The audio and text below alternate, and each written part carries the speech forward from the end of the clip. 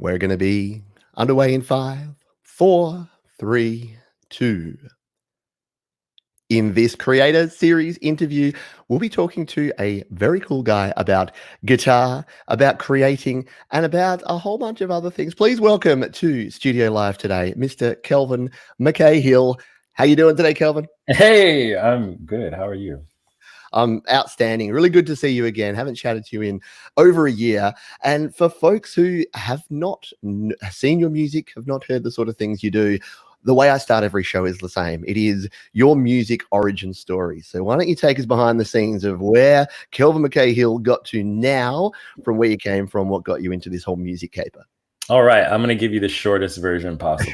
So when I was about 8 years old, 10 years old, I joined the orchestra in school to play violin because I thought it was cool. I was like, yeah, violin looks cool. Nice. So I was awful at it, but I loved music. That's how I discovered that I love music. Yeah. So I asked my dad, I said, Dad, can you get me a violin? He goes, nope, violins are for sissies. Oh. Have this guitar instead. Oh, right. So he buys me a guitar, and I don't know what to do with it because I had been practicing violin. I don't know how to practice guitars like the pick. What do you do with this? I'm using the bow. So it just sat in my room for about a year. And then like a year later, I tried it out. Didn't like it because you had to tune it, and I didn't know how to tune it. Then one day a guy showed me how to tune it. And another dude showed me The Man on the Silver Mountain by, Rainbow. It's like one of my favorite songs ever. Yeah. And he shows me how to play. And I was like, hey, this song's pretty easy. And he goes, yeah. So from then I decided I really, really want to get good at guitar. So I took a college class. And I happen to be one of the best students in the school. So he says, hey, dude, you should join the guitar orchestra. I was like, what? You can have a guitar orchestra? It's like, yeah, man, like 30 guitar players playing music together. I was like, what? That sounds crazy. So I joined the class. Again, I'm, part of the community. I go to all the events. I'm, doing all the classes. And they're like, hey, have you thought about majoring in guitar? I was like, you can do that? This is... what is going on? Like, all of this is mind blowing for me. I was a computer science major actually when I was in college. Yeah. When I started finding all this stuff out, I was like, wow, I can just play music for a living and not have to do this other stuff. That sounds cool. Love it. Yeah. So took a couple of more classes, graduated with a degree in classical guitar performance. Then I was teaching a lot. I teach a lot of elementary kids. And just one day, I decided, I was like, well, I got into this, these are some of my favorite guys, Bowie, Hendrix, Deep Purple, all the old classic rock stuff was my favorite stuff. I always just wanted to run around and swing my guitar around and shred with long hair. What my goal in life was. And I thought, man, I can't do that. Like nobody even liked the guitar when I was a kid. You know how guitar kind of goes in waves. Yeah. Like in the 60s, a lot of people were playing, and then not so much in the 70s and the 80s. Everybody's playing again. The 90s, not so much. Early 2000s, not so much. Nobody was really playing when I was a kid. Yeah. Now there's a lot of people playing again. Yeah, which is good as a guitar teacher and someone who's into guitar. Yeah. It is, and it's very cool. By the way, if you want to check out Kelvin's music, there are links right down in the description that you can go and check it out. And when I first discovered you, it was pretty cool because you were creating some tunes in GarageBand. You were creating some very funky stuff there. I then saw some videos of you just like wielding the axe on stage again, playing some pretty heavy riffs, and then I see you playing some like classical guitar pieces, and I'm just like, man, this guy runs the gauntlet of everything. If you played on a guitar, Kelvin's playing it. So yeah, it's very cool. So regardless of what you like, however light or heavy you like it, there's going to be some of Kelvin's music that you're going to be able to dig. So I think that's really, really cool. So what got you into? So this is the Creator Series, and we'll talk definitely more about guitar and about guitar teaching as well, because I find that fascinating. Because I know a lot of people want to, even non-guitarists, it's just that thing. Everyone's like got a little bit in them that they want to learn guitar. Oh yeah, know that more. What about the recording side? So a lot of people here on Studio Live today love their recording. What got you into that after playing guitar, majoring in guitar? What made you go, hey, I want to start recording my tunes? Man, that's a great story. Actually, you're involved in this story. So you become a guitarist, and you realize there's not a lot of options for you. Mm-hmm. And it doesn't matter how good you are or if you're mediocre, especially in Los Angeles. Los Angeles is probably in the whole United States, there's 4 cities where you can really, really make a living as a musician, Mm-hmm. but it's very competitive. Yeah. So it's here, Nashville, New York, and Atlanta. Mm-hmm. And every style is completely different. Like if you're in Nashville, you're going to be kind of more the Texas licks kind of guy. If you're in New York, you're more of like a jazz theater guy. If you're in Atlanta, you're more like experimental neo soul kind of stuff.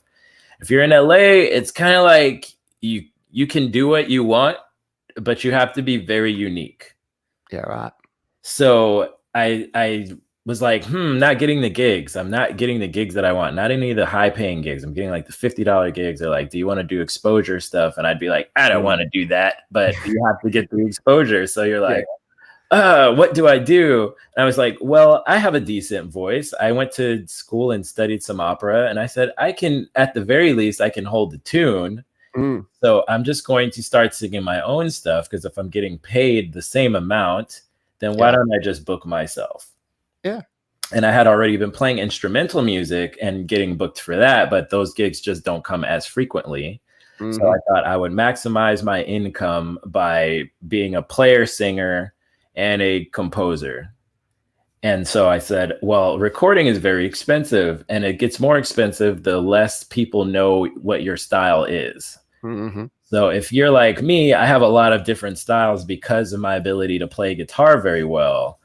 I'm thinking, okay, this should be easy for the recording guy, right? But so many guys out here, they're used to doing pop music or hip hop that they don't learn anything about EQing real instruments. So you can only find rock guys, and the rock guys tend to be older and not understand what is new, what is the appeal to new music. So I found myself like in a very strange situation where I wanted to combine the old stuff with the new stuff. Yeah. And I was like, well, I'm the only person that can do it for cheap, so I gotta learn how to do it. Do it yourself. Yeah, and I didn't have any equipment at the time. Like I was working with a lot of producers, and I would just be at the mercy of them not knowing how to process my sounds, and I would end up sounding, pretty awful for the most part because they didn't know how to EQ and stuff. So I was like, I'm gonna learn how to do it, and I'm going to figure it out. And then that's when I saw your videos, and you're posting like, yeah, you can do it like this, and you can do it like that. You can use it with your phone. That's okay if you don't have a Scarlett Focus, right? Use one of these portable microphone inputs with phantom power. And I was like, whoa. And it was so fun because at the very least, I was just finally able to hear what I sounded like. What ideas I heard in my head that I always thought were cool, but I couldn't get other people to help me express them. Yeah. That is so cool. Not only because I'm involved, but it is such a cool story and something that's so familiar. Like I do hear that quite often, where people are like, I've got this music in me, I've got it in my head. No one can help me get it out. And I think I always say we live in the future now, because if we're here in the year 2000, not the year 2020, we're not having this conversation, because you would be sitting with like a Tascam 4-track Porter Studio, still trying to record those first couple of guitar tracks, as opposed to getting GarageBand, layering up all these tracks, recording your vocals, recording your guitars, and making some very cool music. So, very, very glad that I was in any way involved in getting you and progressing to there. So from there, like we were chatting in the pre-show just a little bit. So you were telling me about that you've upgraded, which is totally cool. I think, people, you could get to the point where you're like, hey, I want to go to the next stage. I want to upgrade my gear, or maybe upgrade my software and move on. With your creating now, what's your sort of process that you go through when you're creating a song now? I'm much more flexible. I used to be very like task oriented because I wanted a certain number of things out per month. And I wasn't putting out the kind of quality things that I wanted. And I realized that I have to be in a situation where I am thinking of it like a play. Like, this is a fun thing for me to do, not like this is a work thing for me to do. Oh, yeah. Right. So when I first got Logic, I was like, I have to sell beats because this is the time, I can sell these things online and everything's going to be fine. I don't have to work so hard on trying to find more students, because all of my students were pretty far from my house. So it was taking me a long time to get to them. Yeah. And a lot of them would cancel regularly. So I'm thinking, okay, I can supplement that by selling a product online. Yeah. So I started out with a video package and just like teaching you cage system, but I realized that it was too advanced for the people I was marketing to. Yeah, so that I had to start over and revamp the way that I taught so that I can get up to the point of where that package was. Yeah. So I thought, what other product could I sell fast that everyone could use? And I thought, oh, beats, duh. Yeah. So I would start my loops in GarageBand and create the whole sections, because I'm very good on there was a class that you taught on arranging. And what I love about your classes is that you cover every single aspect, because so many people create differently. And it helped me find my process, because I always thought I had to have a particular process every time I approach songwriting. Yeah. And that would like give me anxiety, like thinking I was like, oh, I don't hear a chorus today, or like, oh, today I don't hear a bridge. And now what I do is I just make the entire skeleton. Yeah. And I plug and play, and I could come back to things in a couple of days. Sometimes I will do all guitars on tracks I haven't put guitars on one day, or I'll do EQ on a whole thing in one day, or I'm just more in the vein of building in bulk as opposed to trying to complete one thing in a day. And it's such a good point. And again, I talk to a lot of people who have that same frustration where they're like, oh, I've just been stuck on this one thing for like a week. And I'm like, do something else. Like, I know it's super simple, but do something else, because you do something.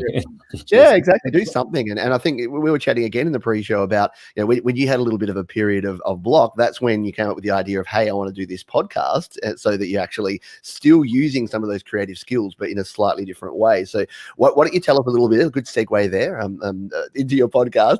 What's the podcast all about, and what was sort of the story and the impetus behind getting that started?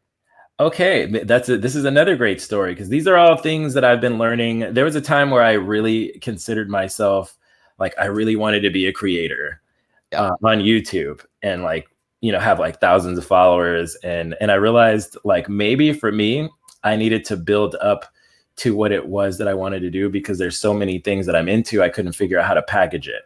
Yeah, so I started thinking about branding. And I was like, well, what do I like the most? When you're thinking about branding, you have to think about like, what is your audience? Like, who are the people that you're trying to talk to? Yeah. And I'm thinking, who wants to hear my music the way that I want to make it? And I was like, well, it's got to be people that are similar to me, because I'm a kind of a weird guy. So if I'm presenting this to people who don't think like me, they're going to say, what is this? So I said, I'm going to make music directly for people like me. And, I consider myself like a Black alternative person, because I don't do things that you would think of typically when you meet a Black American person. I do a lot of things that are similar, but I also do a lot of things that are not. Yeah. And there's a group of us, like a bunch of us, who are like, we don't ever get the same respect, or we all have things and we're not being seen. And as I was looking up these things, like how to create your own brand, you want to focus on people who feel marginalized. Yeah. And you want to like give them something that they feel that they are lacking. Like with your show, you're like, I'm a creator. I felt like I was lacking this when I started my journey. I would like to give this to people so they can be helped on their journey. So I thought I had the same thing in my community. A lot of people say, I can't get any of my art sold, or I don't know how to sell any of my beats or any of my music. Yeah. And I was telling them, well, I created a personality, and the personality lives in a particular realm. And because I am the expert on being this personality, this is what draws your audience towards you. So you want to draw your audience towards you as opposed to chasing after them. Yeah. By giving them something. Yeah. I'm sorry. Go ahead. No. It's really good, and it's so relevant. And I think a lot of folks come to me and ask this same sort of question, and you've probably seen this as well. That when you're in these groups and you're online and you're trying to find your space, and we've all made the same mistakes. You basically go, oh, okay, I got to get myself out there. So you go out there and you just like post, here's my tune, and you're just scattergunning all over the internet. Yeah. Platform, every group, every forum, you're getting blocked from here, you're getting reported for spam here. Yeah. They'll be like, your music sucks. You're like, ah.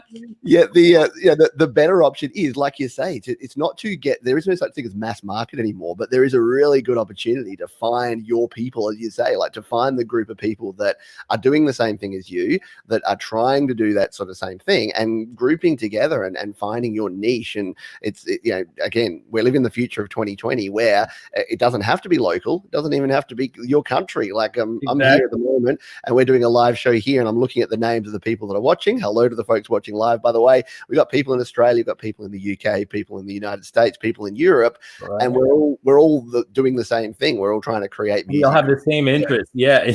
We're all like, oh, I can totally understand that, Exactly. So that's very cool. And I know you've just said that, and I know at least a few people that are watching this show and that are part of the Studio Live Today audience say, that's me, Kelvin, that's me. Yeah. And they're going to go and check out your podcast because they're now fascinated to go, yeah, I wonder if I am part of that group, because I feel you, and I don't feel like I'm appreciated, and I don't feel that I have that camaraderie of other people around me. So that is very, very, very cool indeed. So yeah, just a quick mention of the folks that we do have here live. If you do have any questions, we've got Tom Calhoun here. We've got Benedict Stewart, Jade Stars here doing the moderation, as always, doing a great job. We've got Chris Knock here. Foxy Nirvana is here, and Bubba has thrown a super chat out here, which is very cool. So thank you so much, everyone, for being here. And Jade is putting some handy links down there as we go through, so you can subscribe to Kelvin's podcast.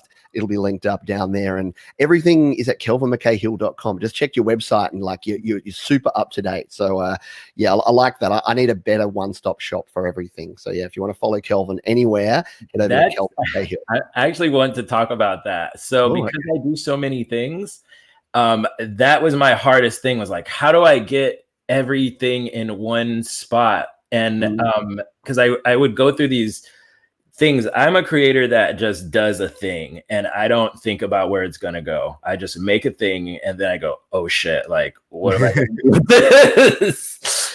And I just kept making things. Like when I made the podcast, it was totally different from my music. Like my music at the time, as I was evolving, I was thinking I wanted to make more child-friendly music because that's who I was. My clients were mostly kids at the time from teaching. And I thought, man, this isn't really me, though, because I would always be worried about slipping up and saying something crazy. So I thought, well, I need a podcast because that's where I can say all the things that I'm actually thinking about. And some of the, like, I've had, some lingerie store owners. I've had people that communicate with ghosts, and a lady that does taxidermy, and pretty much all the things that I would be interested in that I would not tell a child's parent. Yeah. So, and then on top of that, I was like, I'm a music teacher. I teach adults. I do performance coaching for adults. I do social media marketing also for musicians and brands. I create websites and all of those things. And this all happened because I had difficulty finding a job. And that was flexible with my schedule. Not that I can go out and get a sales job where I could work 40 hours a week, but I was like, man, that's going to kill my momentum right now. Yeah. Because I'm at the point in my music career. Last month, I was flown out to New York to do a gig with a lady, and she's talking about flying to the UK. And that's been a thing lately for me, is that people have offered to fly me places and, do gigs like that outside from doing all this stuff on the internet. Yeah. And I've been like, okay, I got to strike while the iron's hot. I got to keep this up. How can I supplement my income without committing to a place where I have to be all the time? And I discovered like selling beats, promoting other people's businesses is really what I do on that page. And in turn, it brings me merchandise sales. And it also helps me with like donations and stuff like that, because a lot of people like what I'm doing. Yeah. So That's yeah, and it's such a good point to take on board, because I know that there's a few different segments, and again, we talked about that whole like having your tribe, and there's a few segments of the sort of home recording music enthusiast tribes, which are, there's those that want to do it 100% for fun, which is totally cool, and I respect the heck out of people if you're like, hey, this is just my hobby, I want to learn from another group of people, I want to share my music, I want to hear other people's music. Then people that want to have maybe a little bit of a side income, maybe they want to use their music and they're like, hang on, I love doing music, wouldn't it be cool if this hobby could pay for itself? Wouldn't it be cool if I could make a few $100 to buy a new interface, to buy a new guitar? That'd be super cool.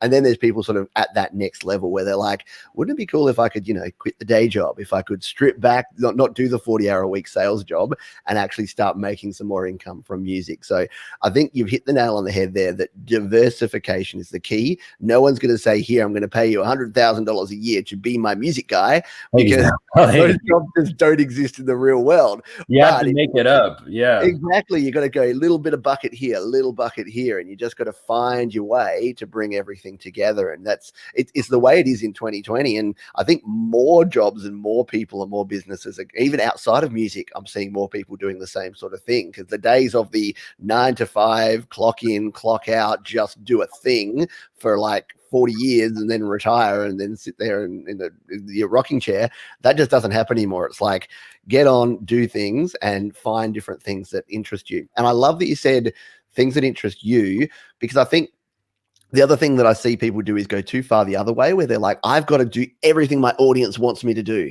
So if I was me, I could go, GarageBand is what people know me for. So I'm going to like double down on GarageBand. Every video is going to be another GarageBand tutorial. Cut to 6 months later where Pete's lost his mind because he's completely talking GarageBand. And that's exactly what you were saying there. You want it to be fun. As soon as it becomes too much like work and too much like a job, you might as well be clocking on in the factory, because you're basically grinding it out there. So I want to talk more about the guitar stuff, because I find that fascinating. And the fact that you're basically using your guitar as like your tool. It's like your hammer, I'm sure, because you're teaching guitar, you're recording loops with guitar, you're making beats with guitar. What is it about guitar, and how, what's some of the sort of stories that you've had behind teaching people? What do you find when someone comes to you and they're learning guitar? What are they looking for? Do they want to be that rock star on stage, or what's the thing that people say, Kelvin, teach me how to X? Yeah, it's funny. Everyone does want to be a rock star until they realize how much work it is. And I guess I make it look really easy. Yeah. But that's what I do primarily, is like I actually practice a lot. So I'm always thinking, I get up extra early to practice. Like, I've been in a musical lately. I had 2 rehearsals and 3 shows in the last week. I teach at a school. I have private students at my house. And that is the first time I've ever done all this ever in my life. This month, just last week, to me was the culmination of my career. I did everything that I could do on the guitar in this week. And like you were saying, it's kind of like the basis for everything. That's what I wanted. That's why I went to school. I really just wanted to play guitar. And when I say this, like, you can ask my teacher, he'll say, yeah, Kelvin just really wanted to play guitar. And I'm basically looking for more reasons to play guitar.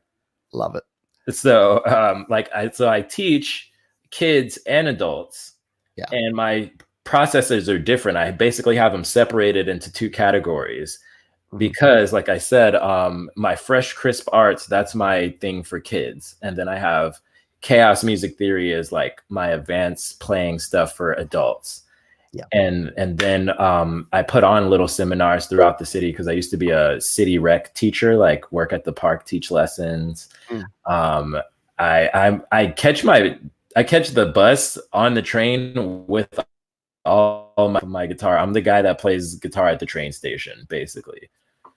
Very cool. I'm like always doing that. Yeah. And so I added the recording stuff again, because everybody's like asking me like, hey, do you make beats or do you play bass? And I'd be like, no, I just play guitar. And I'd see, and I thought, well, if I can get the person to use me on guitar, I'd have to make the beat. And if my beat sounded anything like close to what they wanted, because they associate me with the guitar, I have to put guitar on it. If it didn't have guitar, I mean, there are lots of beats that I make that don't have guitar, but most of them have to have guitar on it because people associate me with the guitar. And I always package it in a way like, you can either take lessons from me, you can hire me for your next show, or I can play at your wedding or whatever, but everything is coming around that to give me income in other parts of the business as well. Yeah.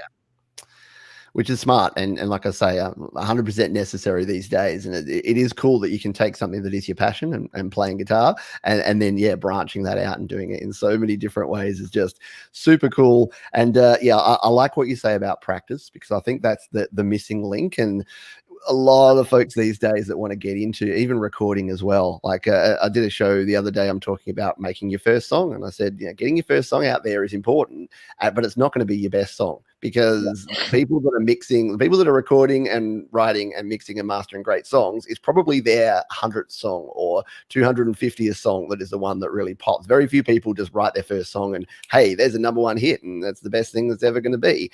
It is about practice. It is about repetition and continuing to do things. So I think it must be challenging and frustrating. I'm sure some people come to you and take 3 lessons and go, why can't I just rock out like you? What are you doing differently to me? I got 2 hands. I got 10 fingers. What's happening here, man?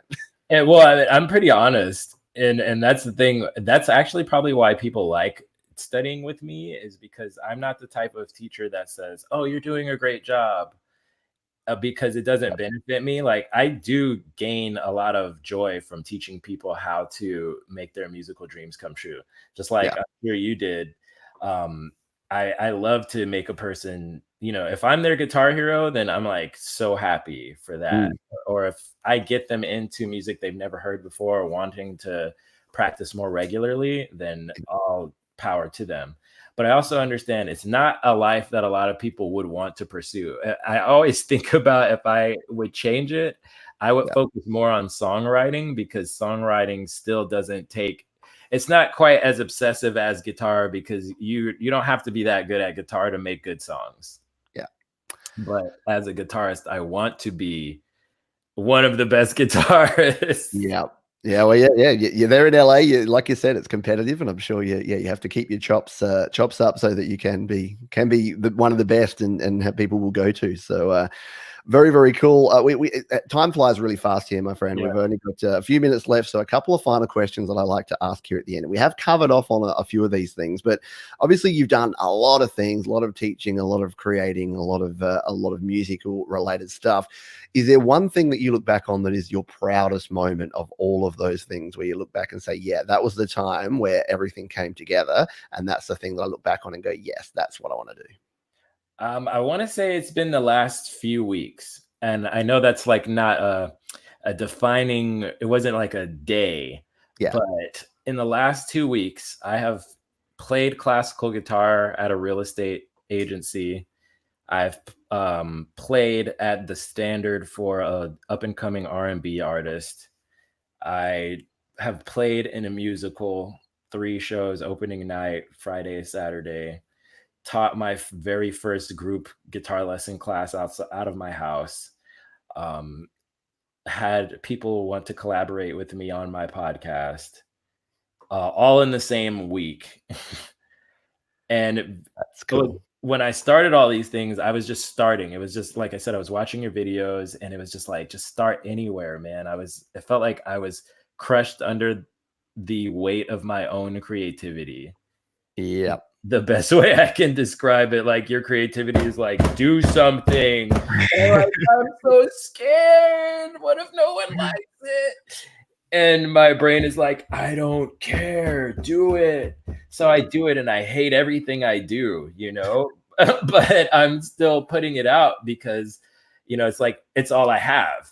And I'm getting to the point where I meet some people, like a very rich person, I'll meet them, and he says, what do you do? I really like your attitude. I like your outfit. Play me something. And it's all I have.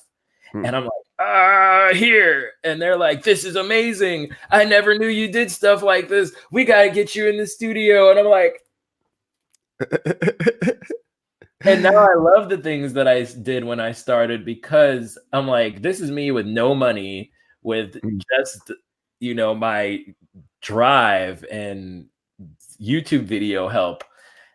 And now I'm able to really get a lot more opportunities, because betting on yourself is really the way you got to do it. That is beautiful, and yeah, it is. It's so true. Like I think everyone, well, most people listening and watching this can relate to that feeling where you've got something in you, you got to get out. You just you don't know where, or you like you say, you have that fear. You have that fear that you're going to put it out there, and yeah, just keep in mind that strangers on the internet that you don't know that tell you suck are usually not right. They've usually got some pretty bad things going on in their lives. So yeah, choose who you take advice from, and yeah, just start creating and start doing things, which is super good advice. Final question here, just and you've covered a heap of this as well, but what is the one piece of advice you'd give to someone who is sitting there right now? They're like, okay, Kelvin, it's all good for you. You've had 10, 20 years of experience and training and all this stuff. What's the piece of advice you would give someone to get started, to get their own creating going on? I'd say the biggest thing we do is compare ourselves to what other people are doing, but honestly, we live in a vacuum, and everyone is really kind of appreciated equally or individually. So say your favorite TV show might be Stranger Things, but somebody else can love Stranger Things as much as they liked you, and they could be the same person. They're like, I love this and I love this.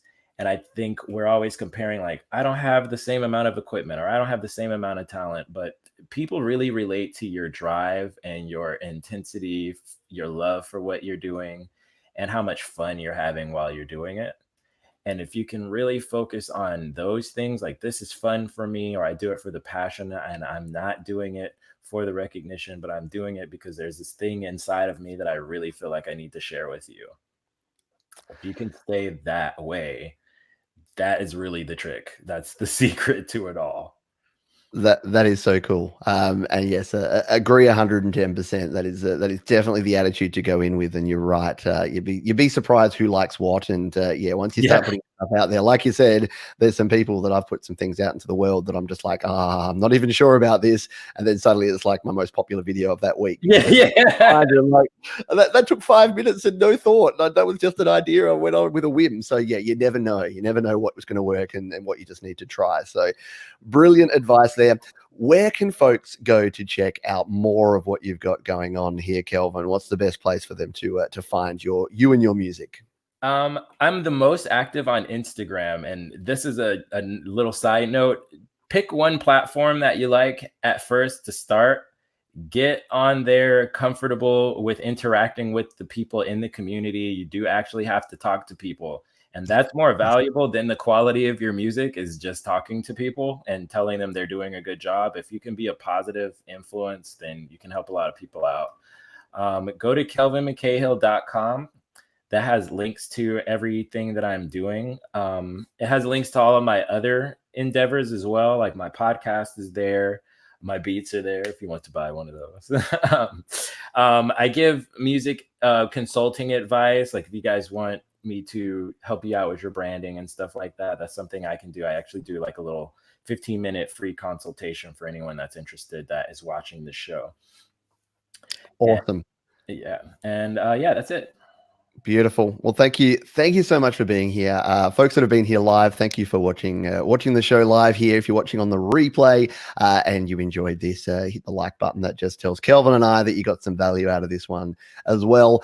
Links to subscribe to Kelvin and this YouTube channel are down in the description as well. So go ahead and do that to keep up to date with what we're doing here on YouTube. And then once again, head over to kelvinmckayhill.com to check out everything that Kelvin's doing.